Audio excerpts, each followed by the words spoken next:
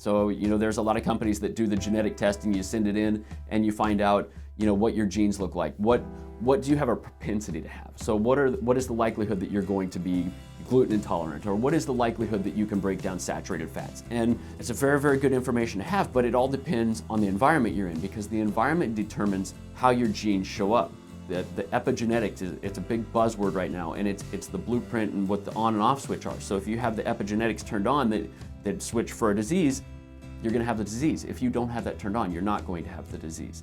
And it's important to have somebody who actually knows what they're talking about go through this with you, because a lot of that information can change. It's not something that you can do the swab and I'm at risk for breast cancer. I have the gene, I'm definitely going to get it. It doesn't necessarily mean that, because it really does come down to the environmental cues that you're giving your body.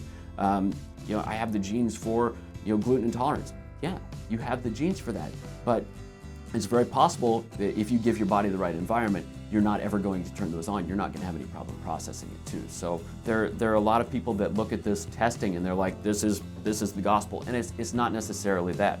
There are flaws. You look at research studies. A lot of the research studies that we do are on mice. Mice are nocturnal animals.